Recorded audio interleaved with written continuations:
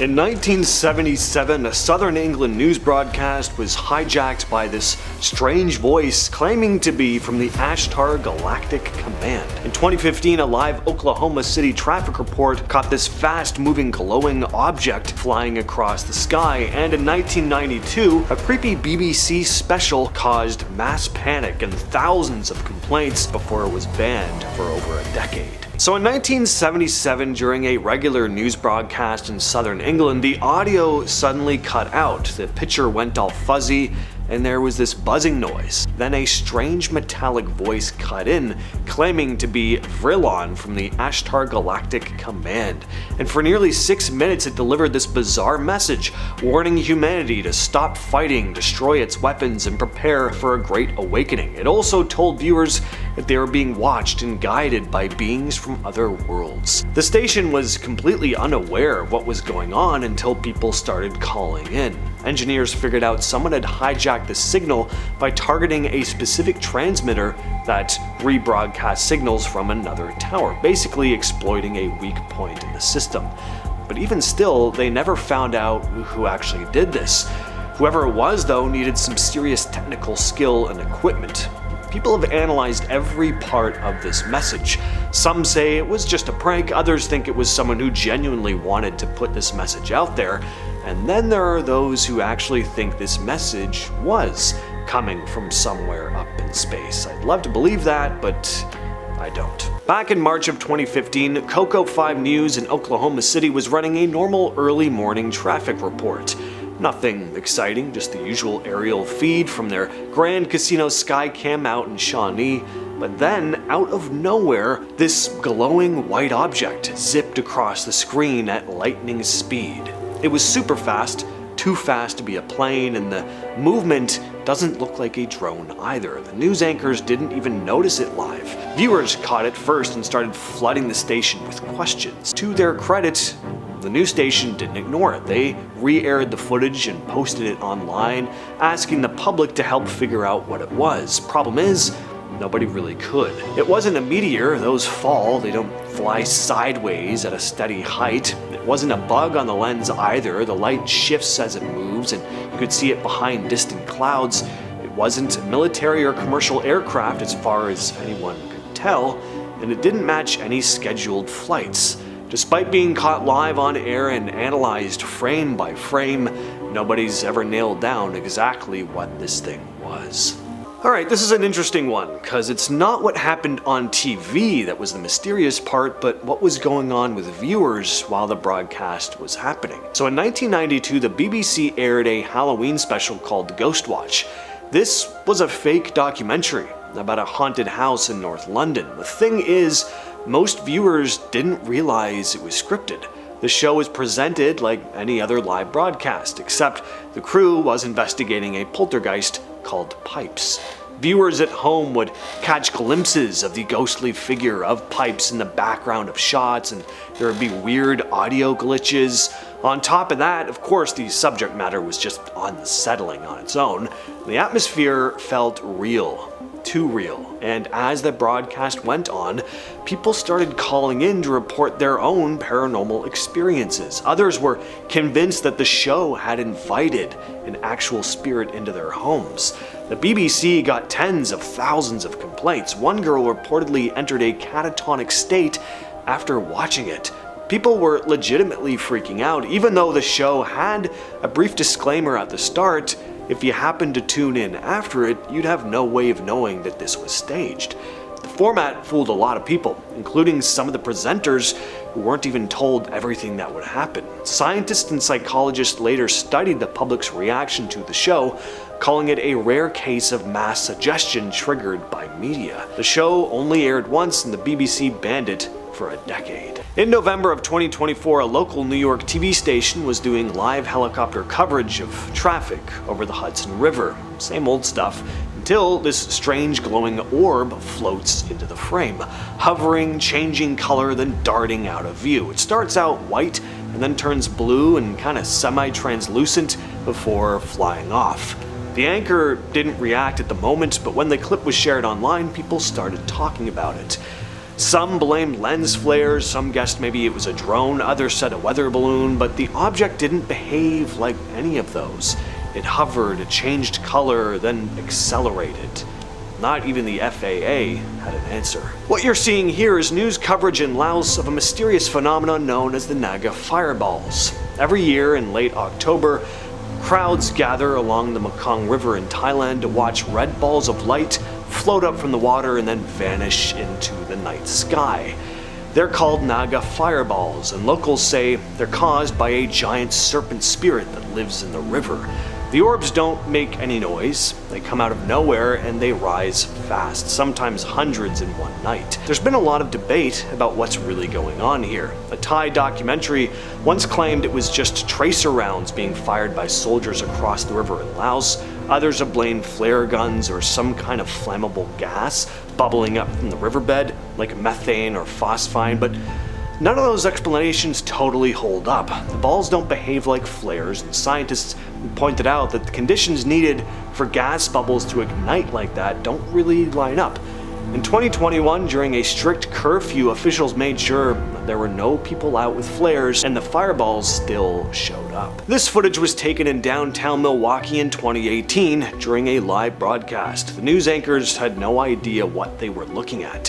Fireworks? Aliens? They joked. It's very strange. This doesn't even look like your typical UAP footage. These things aren't moving in any sort of recognizable pattern. They're just floating in every which direction. They almost look like ghosts zipping through the air than any artificial object. And there are so many of them. It's really cool, but if I saw this in person, I'd be pretty unsettled. What do you all think of this one? If someone could enlighten me as to what this could be, please share your thoughts down below. This next one comes from a 2017 episode of the British talk show This Morning, featuring a couple and their possessed doll. The chair it sat on started to rock on its own several times throughout the interview. That chair's beginning to rock. Rocking. Look at that. Who's doing that? Stop it. The owner said that she and her husband had been walking by an antique store when they spotted a few old-looking dolls. The couple decided to buy a few of them because they were cheap and figured they might be able to flip them for more. Well, as soon as the dolls came home with them, strange things started to happen. They had one doll, the one they brought to the TV studio, sitting on the dresser in their room. Well, one morning the husband got up, hopped in the shower, and then suddenly felt this burning sensation on his leg. And I looked down and there was a lot of scratches all over my knee. They put the doll in their shed inside a plastic bin. Well, a couple days later, the wife went in and opened the bin, only to find that somehow the doll's necklace had been removed, even though it had been wrapped up tightly on the doll initially. And that night she woke up at 2 a.m. hearing this whooshing noise moving past the bed, almost like the rustling of clothing, or more specifically, a dress. There was nothing there. They ended up selling the doll. Did Pope Francis vanish into thin air on live TV? This was filmed back in April of 2020. The Pope showed up at the window above St. Peter's Square to bless people affected by the pandemic. Then he turned around and walked back inside, only before he was out of camera range, he suddenly just vanishes. You don't see him slowly disappear into the shadows. He's just there 1 second, then he's not. It's pretty bizarre. It's hard to find the original news segment online too, because it was taken down for some reason. In 2010, a Jamaican news station covered a story about a boy who claimed that he was being haunted by a duppy, basically a ghost. And the news team captured two strange incidents on camera. First, the boy is sitting in a chair talking about the strange experiences when all of a sudden he flies backward, as if something is pulling him. Then later in the segment, the boy claims to see the spirit standing close by watching him, and then he gets pulled again. At least that's what it looks like. Now, notice how one of his legs is in the air as he continues to move backward. And then when his mom grabs him, his legs flip around like they're being grabbed at by someone, only we can't actually see anyone. It could be faked, but it is a damn good performance by this kid if it is. Alright, so at first glance, this just looks like some streaker running around a soccer field. If you're watching casually, you might even laugh it off, but the longer you watch, the weirder this footage is. This figure shows up from multiple camera angles, dashing through the crowd and along the edge of the field, and nobody reacts, at all. No one turns their head, no one flinches, it's like they don't even see it. Then you notice this thing doesn't look fully solid. It's kind of see-through. There's a moment where it looks like it passes right through a group of people. Plus, this person actually ends up on the field, and if you know anything about stadium security, you know the second someone who's not meant to be there steps foot on the grass, they're getting tackled and dragged off. But here, nothing happens. In 1959, a few thousand people in Michigan were trying to watch the World Series when their screen just went black for the entire first 3 games. Turned out it wasn't a tech failure. A former station employee named Harold Lindgren had snuck into a relay station miles out of town and jammed the signal by shoving steel wool into a pipe in the transmitter. He'd been fired a few weeks earlier and wanted to get back at the boss who let him go. He called the whole thing a diabolical plot. And to be fair, kind of was. He drove out at night, climbed a fence, sabotaged the equipment with stuff he'd just grabbed from his kitchen sink. Technicians from Chicago and Green Bay had been brought in to figure out what happened. When police finally tracked him down, Lindgren admitted to everything. He didn't really seem to care about hiding it, just wanted to make a point. In 1980, WSB-TV in Atlanta had a bizarre incident during a kids' cartoon block. Oh boy. The Plastic Man Comedy Adventure Show was on. Yeah.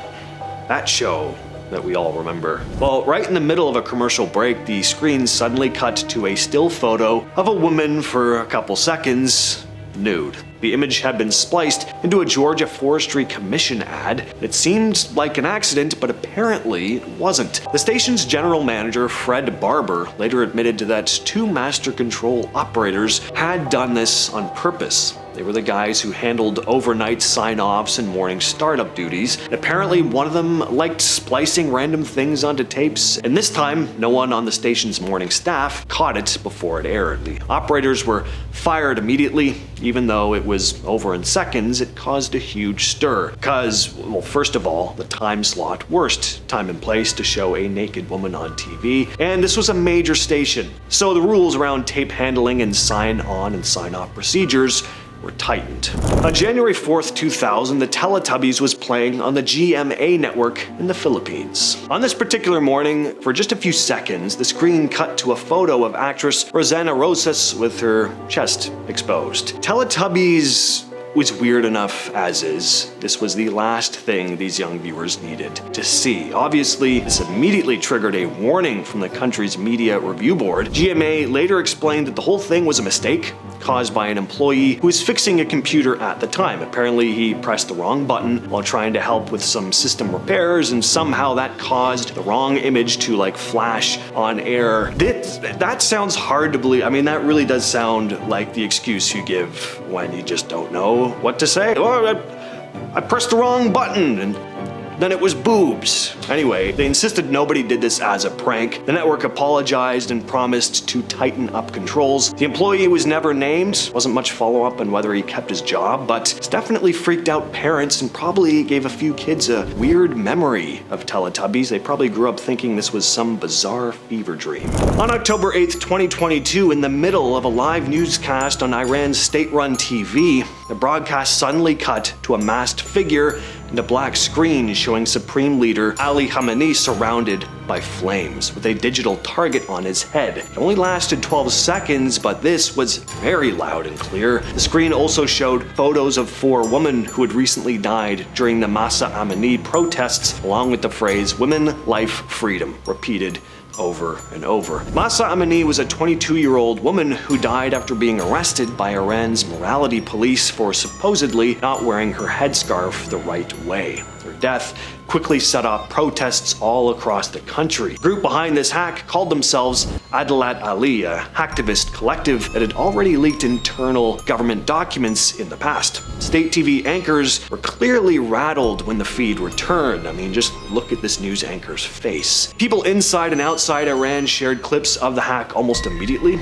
and it spread fast online. No one really knows how deep the investigation went or if anyone got caught, but even though it was under 15 seconds, this was one of the most direct, high-profile hacks ever pulled off on live Iranian television. Now, for obvious reasons, I can't actually find footage of these Soviet pirate broadcasting hacks. I mean, it was the Soviet Union, everything was very locked down, but Back in the Soviet Union, where the government completely controlled radio and TV, pirate broadcasting wasn't done as a prank. This was one of the only ways to hear anything outside what the government wanted you to hear. As early as 1966, there were reports of a teenager in Kaluga hijacking the radio to spread fake news about a nuclear war breaking out with the US. That kind of hoax was rare, but actual hijackers were popping up constantly, especially during the 70s and 80s. They'd jump onto relay stations during programming gaps and broadcast their own music, their own opinions. Sometimes the state would lash back in newspapers, calling them radio hooligans and accusing them of jamming frequencies needed by emergency aircraft. Whether that part was true or just scare tactics isn't totally clear. I imagine there was a lot of exaggeration going on. Oh, there are even hotlines for citizens to report pirate signals, but these underground broadcasters kept showing up, proving how desperate the people were for anything that wasn't just government propaganda. Back in 2014, ABC 7 covered a story about a strange creature captured by a couple in South Texas. Jackie Stocks told the news crew that her husband spotted a weird creature in the yard eating corn. The husband said he'd hunted raccoons and said he'd never heard one growl like this before. Harma says one of the big signs it's not a raccoon is its growl. Now, they also interviewed an apparent wildlife expert who looked at footage of the strange animal and said it was probably a canine with mange. Thing is, canines do not use their hands the way this thing does. I mean, have you ever seen your dog eat like this? I didn't think so. Wildlife expert, maybe go get a new career? I don't know. This footage was shown on One India News a few years ago. In Jharkhand, a group of bikers were riding along late at night when they saw this person walking along the side of the road. The video is pretty grainy, but you can still make out the figure. It looks pale, extremely thin, and moves in this weird, unnatural way. It doesn't seem to move its arms. It's like that character in Seinfeld that doesn't move when they walk. When it turns its head, it also seems to have these glowing yellowish eyes. So people online started commenting that this thing looked a lot like an alien. Of course, no one knows for sure what the bikers caught on camera, but whatever it is, I would be very uncomfortable seeing it anywhere at any time, let alone a rural road in the middle of the night. Back in 2019, 9 News Australia ran a story about a pub called the Tyler's Kiln. The pub is owned by a man named Ashtar Collins, who's pretty convinced that the place is haunted. Collins had a whole collection of late-night security footage showing some really odd stuff happening after hours. Chairs are seen sliding out from tables all by themselves. Umbrellas suddenly pop open with no one around, and doors slam shut even though the place is completely empty. One of the news anchors even tried to recreate the chair moving like it did in the footage, but he couldn't really pull it off. The ground is just too uneven to smoothly drag the chair like that, and setting up a string or some trick would have been pretty tough without showing up on camera. They also tested how the umbrella could have opened on its own and figured it would have been nearly impossible to pull off without someone being caught in the frame. The creepiest story probably came from an electrician who was working there during some renovations. He heard small doors swinging near the kitchen and loud footsteps heading upstairs. He thought the only other person in the building had, of course, gone upstairs, but when he called out, said person came walking out of the kitchen right in front of him. So what was going on up there? Well, they went upstairs to check, and no one was there. The whole top floor was completely empty. I love stories like that.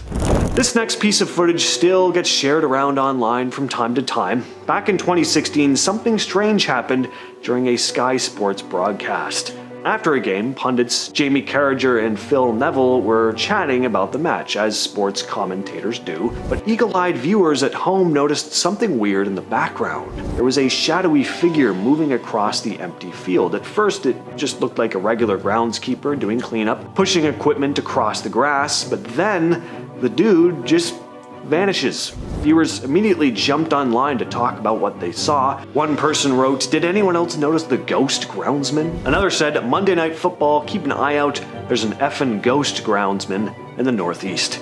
And someone else joked, "Ghost groundsman at the Stadium of Light. The ground needs an exorcism."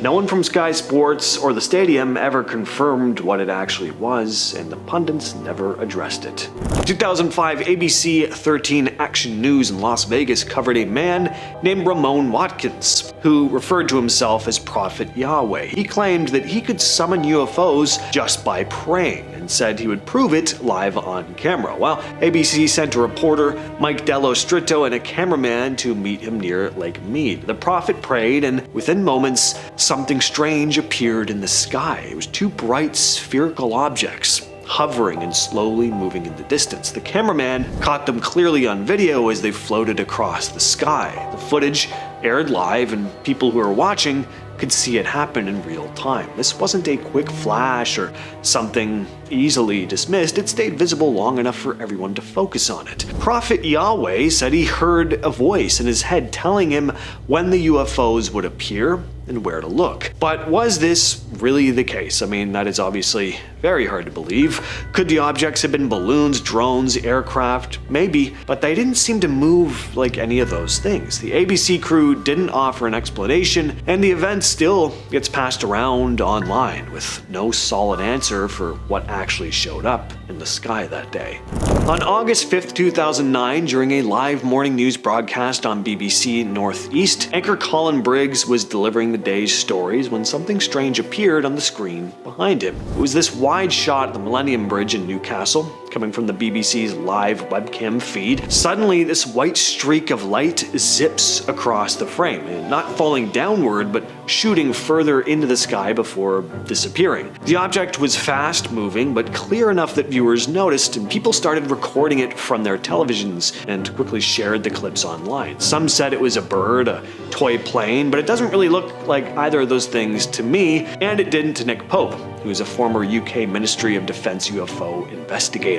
He reviewed the slowdown footage and said it didn't look like a bird and that the movement was genuinely strange. The BBC later did a follow-up asking for viewer opinions, but never provided a final answer or any definitive explanation for what happened. On February 11th, 2013, during an afternoon broadcast on KRTV in Great Falls, Montana, during an episode of the Steve Wilkos show, the emergency alert system suddenly cut in. Thank God, everyone said. Why was I watching the Steve Wilkos show? Suddenly, though, viewers heard this voice calmly announce that the, quote, bodies of the dead are rising from their graves and attacking the living. Civil authorities in your area have reported that the bodies of the dead are rising from their graves and attacking the living. The message warned people not to approach these zombies and to wait for further instructions. It sounded pretty official and used the same tones and format as real emergency alerts. Within hours, similar hoax messages interrupted TV stations in Michigan, Wisconsin, and New Mexico. Even more strange, 2 days later, a radio station in La Crosse, Wisconsin played a recording of the hoax alert and accidentally triggered the EAS again, rebroadcasting the zombie warning to viewers who thought it was happening all over again. Investigators later confirmed that hackers had exploited a weak security on the emergency broadcast equipment, in many cases using default passwords that were still active. The hackers were eventually caught, but as for how exactly they did this, that's never been disclosed, probably for obvious reasons. On January 3rd, 2007, people in Australia were watching Mayday Head-On Collision, a documentary about air travel disasters, when something very weird happened. In the middle of the broadcast on Channel 7, the original audio suddenly cut out and was replaced with a looping clip from an old news story about a Halliburton convoy ambush. Lord, Jesus Christ, help us all, Lord. Jesus Christ, help us all, Lord. The audio was just a truck driver named Preston Wheeler screaming, "Jesus Christ, help us all, Lord," over and over. The audio kept repeating that same line for 5 solid minutes while the visuals from the documentary kept playing. Nobody knew how this happened. One viewer said he kept calling the station while it was happening, but no one answered the phones. There was no follow-up, no investigation. Channel 7 just brushed it off and moved on. This one is Very eerie though. On October 2nd, 2014, Colette Provencher was delivering a live weather report on TVA News from the rooftop of the network's building in Montreal. As she talked, a bright green orb floated across the sky behind her. She didn't notice anything at the time, but viewers definitely did. The footage spread online and people started arguing about what the glowing object actually was. Some said it was just a meteor. Others pointed out that the object looked way too big and wasn't moving like a typical shooting star. It also seemed to slow down mid-flight, which doesn't make sense for a meteor. The orb stayed visible for several seconds and didn't burn out like you'd expect. On December 3rd, 1979 in Cincinnati, almost 20,000 people were waiting outside Riverfront Coliseum to see The Who. The venue decided to do festival seating, so no assigned seats. Everyone just rushes in to grab the best spot. But they only opened a few doors to let everyone in. Late afternoon rolls around, and the band starts doing their sound check. The crowd outside heard it and thought the show was starting. Cue absolute mayhem. People started pushing forward, and it got so packed that people literally couldn't breathe. Some people were actually lifted right off their feet by the crush of bodies. 11 people died that night from compressive asphyxiation, basically being squeezed to death. The band had no idea any of this was happening. The promoter didn't tell them because he was scared that canceling the show would start a full-blown riot with everyone already inside. Roger Daltrey and Pete Townsend didn't find out until after they finished playing. This whole nightmare changed how concerts work in America. Cincinnati banned unassigned seating for over 20 years, and venues everywhere started taking crowd control way more seriously. In 2014, during an outdoor performance by the K-pop group 4 Minute in Songnam, North Korea, the venue became so packed that about 30 people climbed onto a large ventilation grate to get a better view of the stage. This grate covered an air shaft that dropped deep into an underground parking garage. As the crowd danced and jumped to the music, the metal support brackets couldn't handle the weight. The grate suddenly gave way, sending 27 people plummeting 65 feet down. The performance continued for several minutes because the band couldn't hear the collapse over the loud music. 16 people were dead and 11 were seriously injured. The safety official responsible for the event's security, he ended up taking his own life just hours after being questioned by the police. Turns out the grate was installed crappy welding, didn't have the reinforcement that it needed. In May of 1999 at WWF's Over the Edge pay-per-view in Kansas City, Owen Hart was scheduled to make a dramatic entrance as his superhero character, the Blue Blazer, but fell chest first onto the top rope before landing in the ring. The live television audience didn't see the fall because a pre-taped promo was playing, but some of the fans in the arena saw the fall. But the lights in the arena were off at the time, so fortunately not everyone had to see it. The broadcast cut back to announcer Jim Ross, who had to inform the viewers at home that this wasn't a wrestling angle, meaning it wasn't part of the show, that Owen had suffered a real-life medical emergency, and later in the show, he had to tell everyone that he'd passed away, 17-032. But the show went on. After they cleared the ring, other wrestlers had to go out and perform on the same mat where their friend had just fallen and died. WWE's decision to keep going, still one of the most controversial calls in entertainment history. In 2011, just before the country duo Sugarland was about to go on, its massive gust front from a thunderstorm slammed into the Indiana State Fairgrounds. We're talking 60 to 70 mile per hour winds. The wind hit the stage's overhead rig with all the lights, speakers, and metal beams. Within seconds, the whole steel structure came crashing down right onto the pit. 7 people died and almost 60 got injured. Fans caught it all on video too. You can see how fast it happened and hear people screaming as they tried to lift those massive beams off the trapped victims. The investigation that followed found that the temporary roof structure hadn't been built to withstand the winds that hit that night. There was also a bunch of confusion between the people running the fair and the band's people about when to evacuate. After this, there were way stricter rules for temporary stages and better weather monitoring at outdoor festivals like this. On December 8th, 2004, heavy metal band Damageplan was performing at the Alrosa Villa nightclub in Columbus, Ohio. Just as the set began, a 25-year-old man named Nathan Gale climbed onto the stage. At first, people assumed he was an overly excited fan until he suddenly pulled out a firearm. He went straight for guitarist Dimebag Darrell, one of the founding members of Pantera, firing at him repeatedly at close range. Panic erupted instantly as the crowd realized this was a real attack unfolding right in front of them. Gale then turned toward the audience and stage crew. A fan who tried to stop him was killed, along with a club employee and a member of the band's security team. At one point, he grabbed the man from the crowd and held him in front of him as a shield. It all came to an end when a police officer entered through a rear door and fired at Gale, taking him out. Turns out the shooter was a paranoid schizophrenic who thought the band was stealing his thoughts. This is still probably the most targeted attack on a musician during a live show, and completely changed security at small and medium venues. So what is this thing hovering in the sky? This footage is from a live news broadcast in Rio Branco, Brazil. On February 9th, 2009, TV Gazeta showed up to capture what witnesses described as a colorful object hovering over the city. Whatever this thing was, it changed color multiple times, flashing from blue to red to white. There were more than 25 witnesses that night who watched as this thing hovered in the sky for more than 2 hours.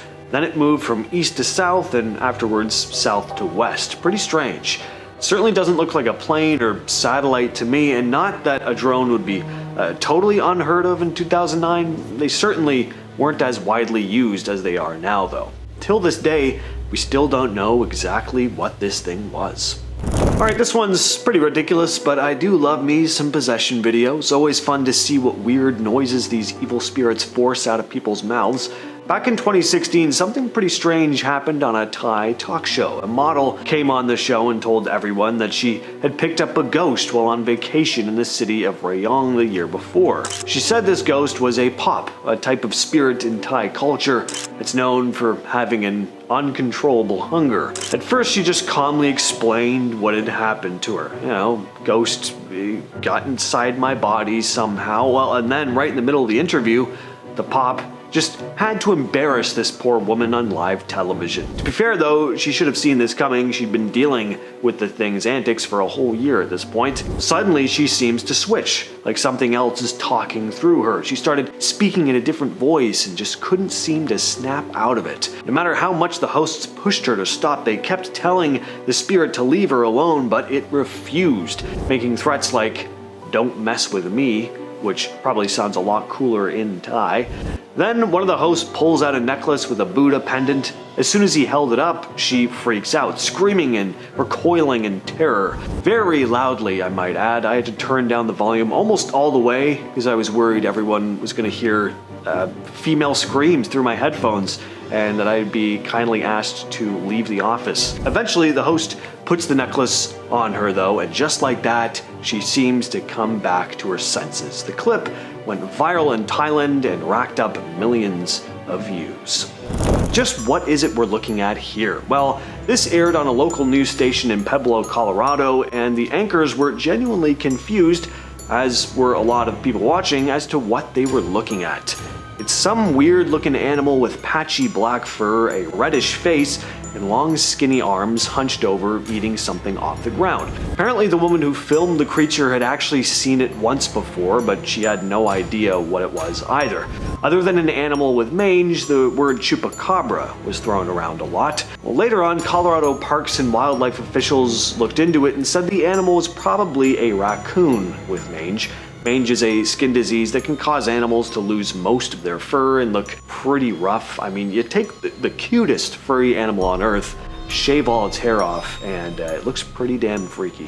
This image here was shared on news stations all over the world. Nobody knew what the hell this thing was when news first broke, and nobody knows what it is now, but it's since become known as the unidentified Amarillo object. In 2022, the Amarillo Zoo in Texas got a lot of attention after they shared a strange image caught on their security cameras. The picture was taken at 1:25 a.m.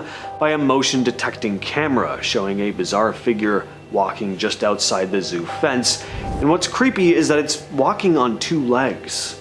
Clearly though, this is not a person, unless they're wearing a costume, which is an odd thing to be doing at 1:30 in the morning, skulking around a zoo. When the zoo posted the image on Twitter, they leaned into the mystery, asking, is it a person with a strange hat who likes to walk at night, a chupacabra? Do you have any ideas of what this UAO, unidentified Amarillo object, could be? The zoo never outright claimed it was anything supernatural or like a cryptid or anything, but they didn't offer up any solid explanations either, because they didn't have one. Now, could this have been a weird marketing stunt? Maybe, but city officials and the zoo's director, Michael Kashiba, insisted the photo was not staged.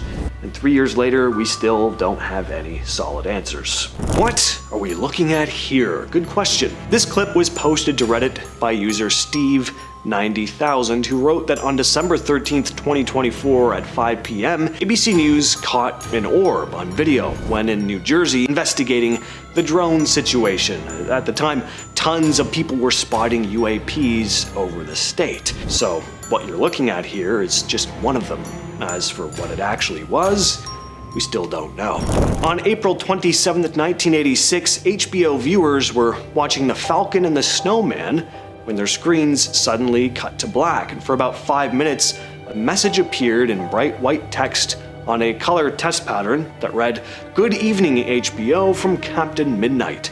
$12.95 a month? No way." The broadcast had been hijacked. The person behind it was John R. McDougall, a satellite engineer who was frustrated with HBO's pricing, which he felt was unfair to satellite dish owners who had to pay monthly fees for content that used to be free. McDougall later admitted that he'd used his own satellite equipment at a Florida transmission site to briefly override HBO's signal. He knew exactly how to aim his dish and transmit at just the right frequency to cut into their feed. Authorities launched an investigation, and within a few months, he was caught. He was fined and given probation, so yeah, the guy was identified, but I just had to bring this one up. The fact that this guy successfully interrupted one of the largest cable networks without immediate detection is pretty nuts. This is one of the most high-profile broadcast intrusions in US history. In 2021, Sam Hessler, a reporter for CBS 6, was doing a live morning segment from Greenbridge Cemetery in Saratoga County, New York. At the time, everything seemed perfectly normal. Nobody on set noticed anything unusual. It wasn't until later that day when a viewer contacted the station saying they'd seen something strange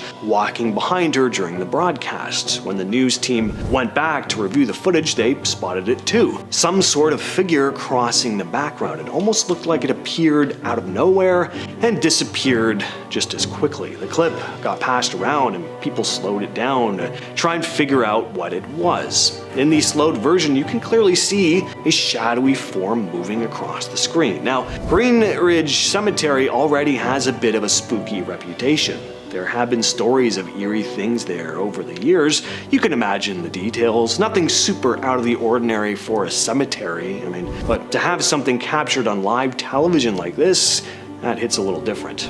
The Reptilian conspiracy is one of the more out there theories floating around, but somehow it's got a pretty big following, partly thanks to supposed footage of it. The idea is that some of the world's most powerful people, your politicians, singers, actors, that they're not actually human, that they're instead these shape-shifting reptilian creatures wearing human skin suits as a disguise while secretly pulling the strings behind all the world's biggest decisions. What's kept this conspiracy alive for so long is what some claim to be video evidence. Over the years, live TV has supposedly caught these lizard people slipping up. There are clips of news anchors and politicians where their pupils briefly look like vertical slits instead of round human eyes. Sometimes their faces seem to glitch, momentarily revealing what looks like snake-like patches of skin underneath. Plenty of people have slowed these clips down, zoomed in, and picked apart the footage frame by frame, and then posted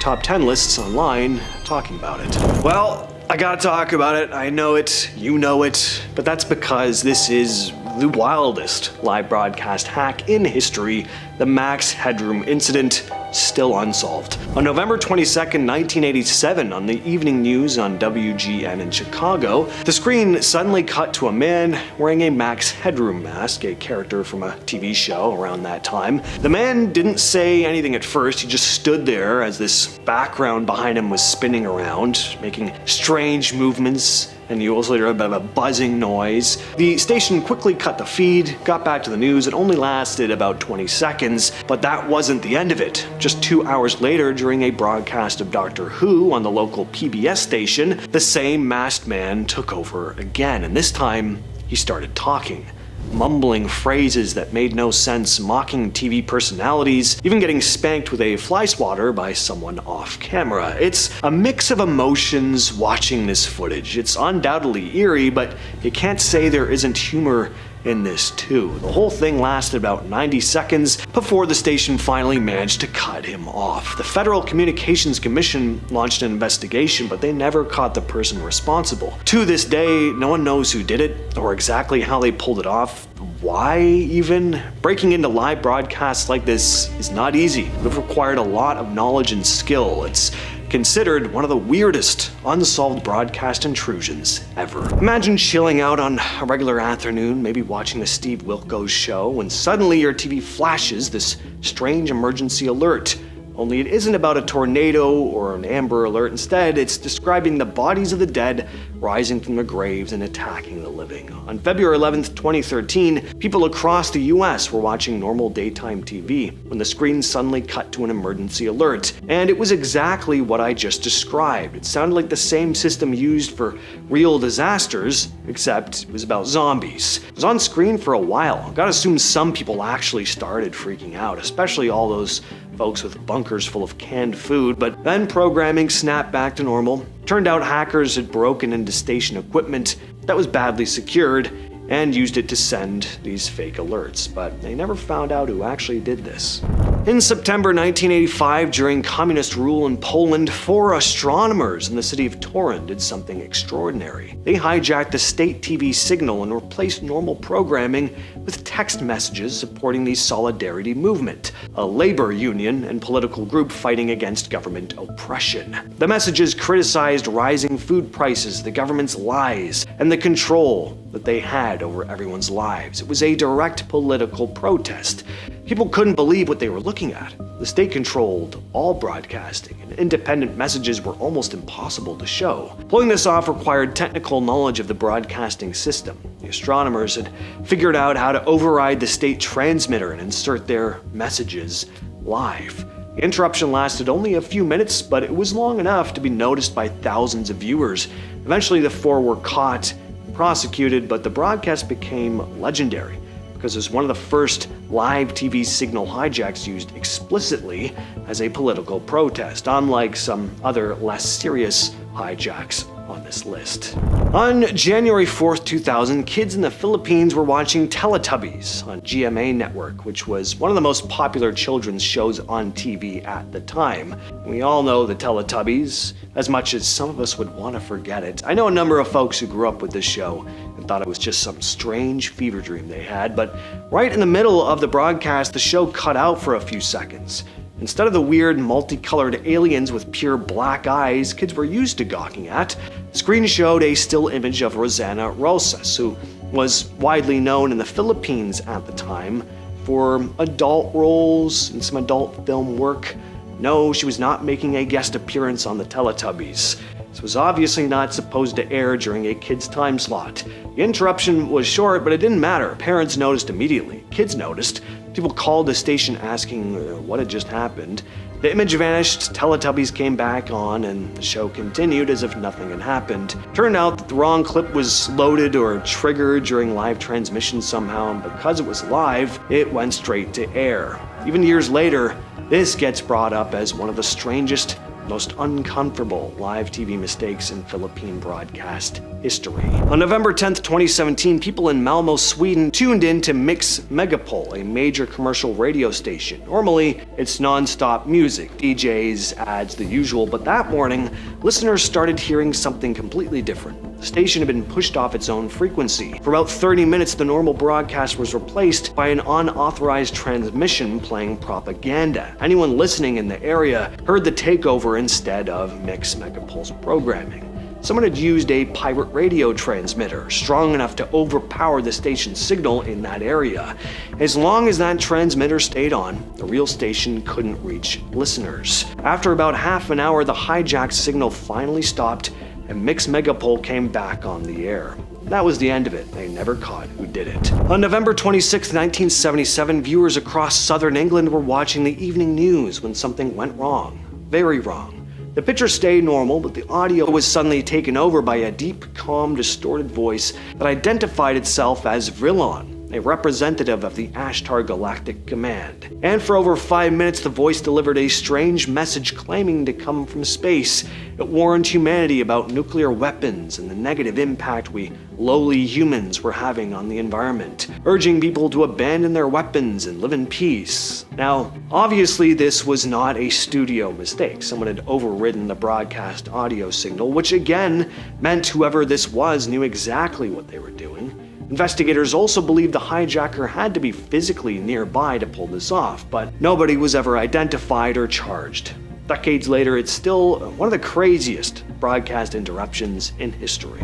In 2007, viewers of a Czech TV's Sunday morning show Panorama got a pretty disturbing surprise. The program usually just airs quiet, scenic shots from mountain resorts, basically tourism ads. But on June 17th, the feed from one of the cameras suddenly showed what looked like a small nuclear explosion going off in the countryside. It only lasted a few seconds and ended in static. This was subtle enough that some viewers didn't know if it was real or not, but the explosion was actually fake. It was CGI, planted by a local art collective. They'd physically tampered with the mountaintop camera to inject their pre-recorded video into the live broadcast. It's a creepy video. Really hits that analog horror kind of vibe before the analog horror genre was fully formed. Just this shot of a calm, scenic landscape with lazy elevator music playing in the background, and then this horrific explosion going off in the distance, totally offsetting everything. It all looks pretty convincing too.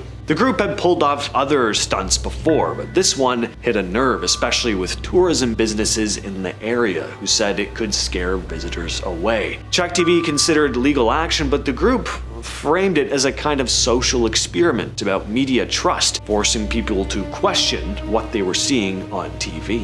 In 1985, 4 Polish scientists pulled off something that looked more like a science fair project than a protest, but really rattled the government. These were astronomers, not hackers, and they used a ZX Spectrum home computer, some homemade circuits, and a transmitter to beam anti-regime messages right onto state-run TV in the city of Torun. Overlaid on the screen was text saying, "Solidarity, Torun. Boycotting the election is our duty. And solidarity, Torun. Enough price hikes, lies, and repression." All of it was signed with the logo of banned labor movement. Viewers at home were probably stunned to see the state's broadcast suddenly taken over by what looked like on-screen subtitles calling out the system. It didn't last long, but it did make a point. The 4 scientists were eventually caught and charged with owning an illegal transmitter and publishing what was labeled dangerous material. They received 4 months in jail and a fine.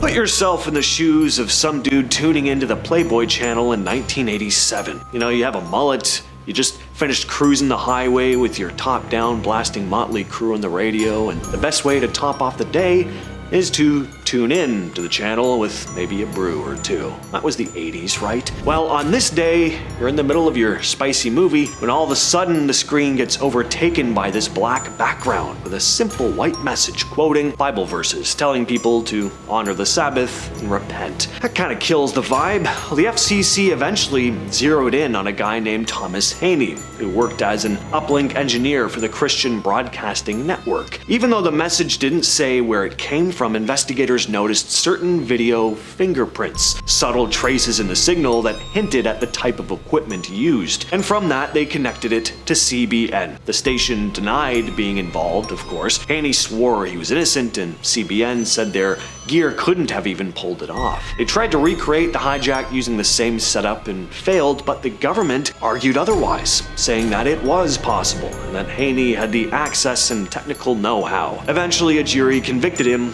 on 2 counts, though he was cleared of interfering with another adult channel due to poor video evidence. He didn't serve time, but he did get probation, a fine, and community service. Gotta say, I'm no expert on things like this, but I don't think things would play out the same way today. I don't know. I don't think the dude would have gotten in nearly as much trouble today. Society's just, I don't know, a lot more prudish these days. They took their Playboy very seriously back in the 80s, it seems. In early 2002, cable TV viewers in several Chinese cities were suddenly interrupted by unexpected programming. It was a planned hijack by members of Falun Gong, a spiritual group that had been heavily suppressed by the Chinese government. The hijackers wanted to challenge the official version of a disturbing public event from the year before. They showed videos disputing state propaganda and calling for an end to persecution. Depending on the city, the hijack lasted anywhere from a few minutes to nearly an hour, and some reports even longer. These weren't digital hacks, they physically tapped into broadcasting equipment, which took some serious planning. A few months later, 15 people were arrested, and they were given very harsh prison sentences. In the years that followed, reports came out that several of those arrested had died while in custody. But those claims have been hard to verify because of how tightly China controls information. During the 2006 Lebanon War, Israel managed to break into Hezbollah's Al-Manar TV and broadcast their own message, a very direct threat aimed at Hezbollah's leader, Hassan Nasrallah. His face appeared on screen with crosshairs over it, followed by the sound of 3 loud pops and footage of Israeli airstrikes. It only lasted a few seconds. The point was, quite obviously, not subtle. Fast forward to 2014 during the Gaza conflict, and this time the other side hijacked Israel's Channel 10 with a warning telling people to stay in their bomb shelters, mixed with graphic images from Gaza. Then again in 2016, people watching Big Brother on Israel's Channel 2 suddenly had their feed cut and replaced with another propaganda clip. That one lasted about 3.5 minutes, just long enough to get noticed before it was pulled. None of these takeovers were super polished, but they were meant to shake people up, not just jam the airwaves, but get into viewers' heads. When we're talking about broadcast interruptions that terrified the public, well, these are pretty much the textbook definition. In 1977, viewers in Madison, Wisconsin, watching The Tonight Show with Johnny Carson, experienced something completely unexpected. The broadcast was suddenly interrupted by this unknown video signal that replaced the show. There's never been a recording of the interruption released. The hijacked footage reportedly showed unrelated video that had nothing to do with NBC programming. After a short time, normal programming resumed, as if nothing had happened. What made this case strange is how little information ever came about afterward. The station acknowledged that there had been this unauthorized signal intrusion, but they never released any details aside from that. At the time though, overriding a broadcast signal required what's called a line of sight access to transmission paths or relay equipment, meaning whoever did this must have known exactly how the station's setup worked. So it was either an insider or someone who just had a lot of technical knowledge of broadcast engineering. There's a case about interruptions on stations in Detroit during the mid-80s, but the internet's frustratingly thin when it comes to exactly what viewers saw. What is known is that people in Detroit at the time reported their TV picture suddenly becoming distorted, the clear broadcast breaking up, flickering, and then showing imagery that didn't come from the station's own programming. This lasted for a while before finally returning to normal. Apparently, it had nothing to do with the weather or technical trouble or some internal station error. The interruption was something forced into the feed, but why? There was no clear message, there was no slogan or overlaid graphic or audio saying anything. It was just random visuals replacing the normal show for a moment. That's what separates it from a lot of the other hijacks on this list, where someone tries to make some kind of a point or just prank everyone. That's more on that later. Instead, this felt like someone poking at the system rather than trying to broadcast a message. An investigation was opened at the time, but nothing ever came of it. But this was WJBK, a major station. So the idea that someone could physically interrupt the signal without leaving a trace was kind of a big deal. In the early 80s, people watching HBO in various parts of the US started noticing something strange as well. During regular programming, the picture would sometimes drop out of the scheduled lineup and briefly show totally unrelated video or static, often with distorted sound. These interruptions bounced in and out without warning. Because HBO and other networks were being delivered by satellite back then, some people suspected the disruptions weren't just local cable issues, but something hitting the network before it even reached cable systems. The way the feeds worked at the time meant that someone with access to satellite uplinks or relay paths could theoretically inject a signal upstream, whatever the hell all that means. But it would cause the viewer to see something unexpected. As for what the hacker or hackers were trying to do though, who knows? There didn't seem to be any purpose behind them. They didn't repeat at the same times, they didn't target specific shows or networks. It didn't come with any text or voice explaining why they appeared. Starting us off at the number 10 spot is the late Queen Elizabeth II. So it's no secret that there are quite a lot of people out there who are not fans of the royal family. And while for some it might just be about an overall lack of likeness towards the monarchy, there are many out there whose hatred stems from a deep-seated belief that everyone in the royal family are in fact shape-shifting lizard people. This all started from some footage that was found online of the Queen where some particularly strange eyes seem to appear out of nowhere. In the video, the Queen is standing at what appears to be a game of sorts, and then all of a sudden her eyes change to look almost like some sort of crazy demon. Immediately people were freaked and jumped to the conclusion that it was because she was a shape-shifting lizard. But others blew it off as just her having bloodshot eyes. Now, listen, I don't know about you, but I've never seen a bloodshot eye that was completely black before. I'm just saying. As you can imagine, this footage did not help the royal family's rep of being from the constellation Draco and only further cemented the belief that they are all evil lizards. What do you think? Coming in at number 9 is Katy Perry. So here's the thing about lizard people. They tend to be exclusively pinned on celebrities. Now there is some reasoning behind this. It's because the shapeshifters are supposed to be evil, and so they take over the bodies of celebrities or leaders in order to be able to have the power to wreak havoc on our world. One of the celebs that people swear is a lizard is none other than Miss Teenage Dream herself, Katy Perry. The footage that brought her into this world comes from an interview she did years ago where for just a millisecond it appears like her eyes change color from a sort of blue to green, and just for a second it looks like her pupils turn into slits. Oh, I should mention that apparently a calling card of these lizard people is that they have green eyes, so her eyes supposedly changing to green was seen as proof of her real lizard self peeking through. Suspicious? You tell me. Next up at number 8 is Rihanna. I refuse to believe that Riri could be an evil reptile alien sent here to wreak havoc and cause evil because, number 1, she's like the chillest human ever, and 2, I mean, she's Rihanna, so I don't want it to be true.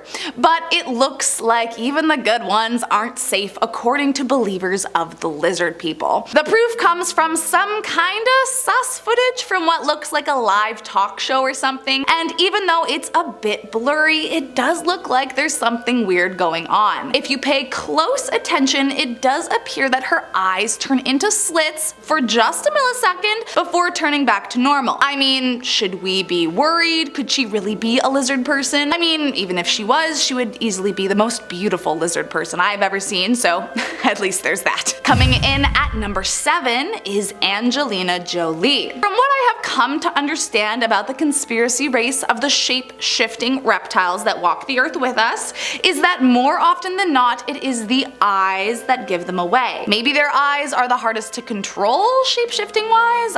I'm not totally sure, to be honest, but either way, there are definitely some strange videos out there with some weird things going on in the eyeball region. One of these videos is of A-lister Angelina Jolie. In this particular interview, you can see she's blinking her eyes a ton, which you might not think much of, but when you zoom in really tight and slow down the footage, you can see that there is a half a millisecond where it looks like her pupils elongate into slits before snapping right back into normal. My question is, does the blinking have anything to do with the trying to control their eyes from changing? Again, I have no clue what's true and have no facts to back that up, but the video is for sure a little strange. Next up at number 6 is Shakira. Once again, another pop princess with the voice of an angel has been accused of being one of the evil lizard people sent to destroy the planet. The clip that caused the uproar is from an interview a few years ago where, yep, you guessed it, her eyes slightly change shape for a millisecond. For starters, her eyes are already quite dark, so it's a little hard to tell at first, but when the video gets slowed down and you zoom in, I will admit I can kinda see where people are going with the whole eyes changing changing thing. There is a moment where it does kind of look like her pupils shift into a thinner shape, and dare I say the iris kind of goes more coppery?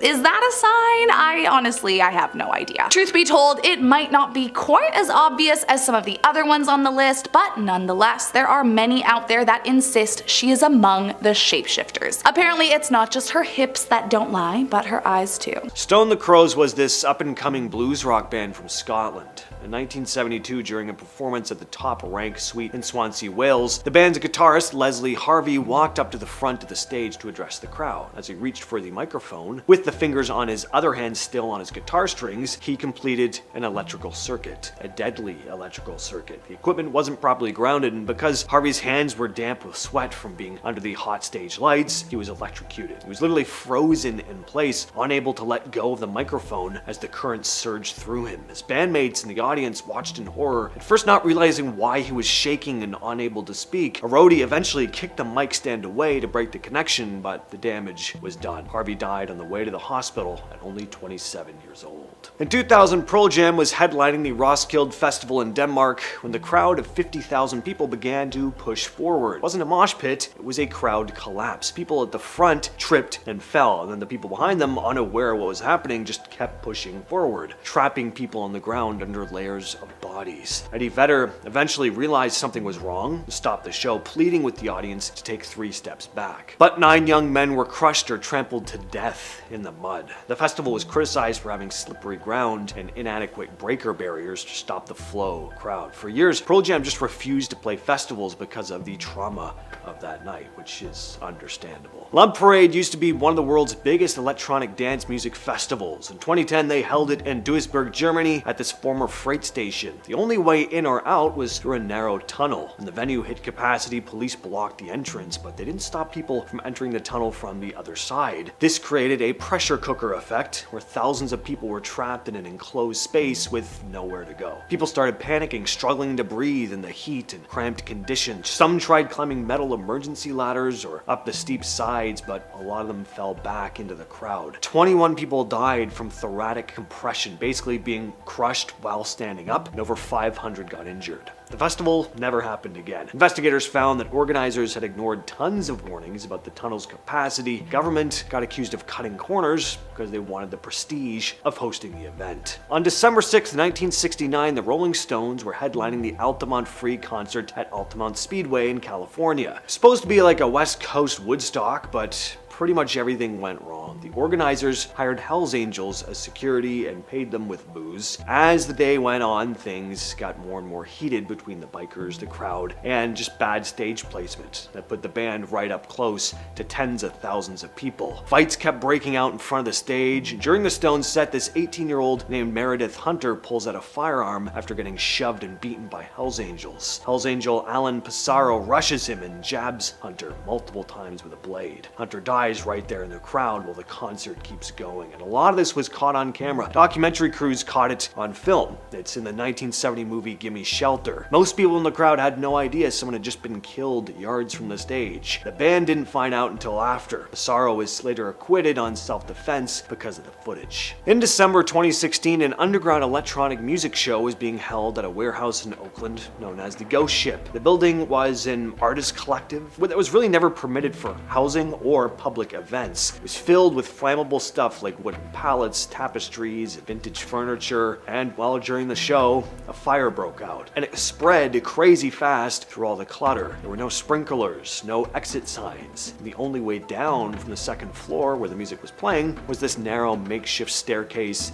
made of wooden crates. 36 people died, most from smoke inhalation before the flames even got to them. A lot of victims were found huddled together, unable to find the exit in the pitch black smoke. Coming in at number 5 is Lady Gaga. Okay, let me make one thing very clear. I'm a huge fan of Lady Gaga, like huge. I think she's an amazing artist and just a super badass person. All of that being said, I am fully aware that many people think she's a total weirdo, and like if lizard people did turn out to be real, I could see why people would suspect Gaga to be one. I mean, if anything, what is more camp than being a shape-shifting reptile masquerading as a human, right? The main clip that brought Gaga into the suspect list of shapeshifters was from a live interview several years years back, and just like almost every alleged lizard person, the clues were in her eyes. Now, first off, her eye makeup, gorgeous, but if you peer a little deeper into those eyes, you might notice something kinda looks off. She looks down for a second, blinks her eyes, and then just ever so slightly you can see that it looks like her pupils change shape and get slightly thinner for a second. Then boom, back to normal. Also, she did once say in an interview that she has always loved to shapeshift. I mean, she was talking about her hair and makeup, but was it a clue? Is this solid proof she's a lizard person from the constellation of Draco? I guess it depends on who you ask. Next up at number 4 is Isaiah Carey. Several years back in 1995, there was a reporter for NBC who became an overnight sensation after a hilarious video of him swallowing a grasshopper aired during a live broadcast. People kind of fell in love with him because he had such a huge reaction and totally switched up his entire demeanor after he accidentally swallowed the bug. However, not too long after, some people noticed something was a little off about the video, and some even started to wonder if swallowing the bug was an accident at all. What's strange about this video is that if you pay close enough attention, kinda looks like his tongue is actually aiming for the bug, just like a frog reaching for a fly. Not to mention, he has quite a big tongue compared to most people, and it kinda looks a little pointy. Either way, after he swallows the bug, he immediately turns away from the camera, and some have suggested this is to hide any further evidence that he was actively shapeshifting at the time. But also, I would probably turn away from a camera if a bug flew into my mouth without warning too. I don't know, man. Either way, the video is hilarious, so let me know what you think. Evil reptile or funny human? Coming in at number 3 is a mysterious creature. So this video is definitely one of the weirder ones on this list, cause like actually what the heck is happening? Inside what appears to be some sort of cave, a pair of glowing orb eyeball things peek out from behind the wall, but when whoever is actually holding the camera advances on them, they quickly retreat back behind the wall. Like, not gonna lie, it's kind of creepy. The creature then continues to peek out to see if the cameraman is gone before stepping out completely, showing its unnerving form, and then suddenly bolting away deeper into the cave, never to be seen again. Now, the real question, of course, what is it? Is it a shapeshifter, a weird alien, some other weird thing we have never heard of or seen before? I mean, all I know is I would not want to see that alone in a dark cave by myself. I just have a bad feeling it would kill me and eat my flesh. I'm just saying.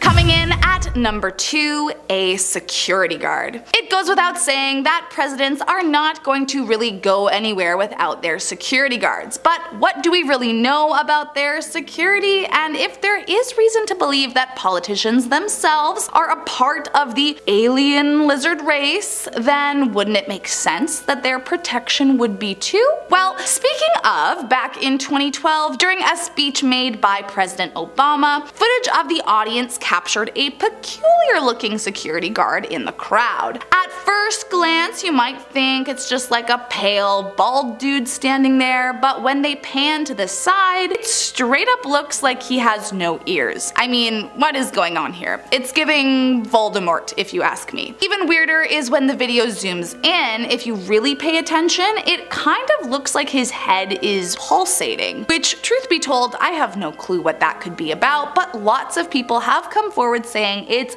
definitely footage of him shapeshifting right before our eyes. I mean, would that mean that everyone in the CIA is a lizard person, or just a select few? I want to know how it's decided what people get taken over by the alien lizard overlords. What is their system is all. I'm just wondering. And last up today in our number 1 spot is Timothy Geithner. As I mentioned, it's not just A-list movie star celebs that have been accused of being a part of the lizard race taking over mankind. Among some of the most accused are politicians and even the staff that work under them. Former Secretary of the Treasury under President Obama's presidency is among one of those that some have come to believe is a dangerous lizard person hiding behind the face of a human man. The clip that raised some eyebrows and added him into the long list of potential involved personnel came from some kind of speech, and it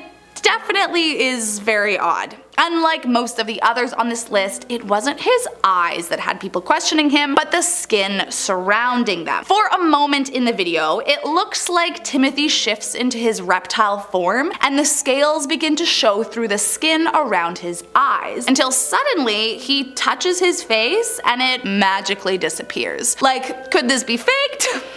I mean, of course it could, it's the internet, but like, was it? Or is it just a really super creepy video proving an alien race of lizard people?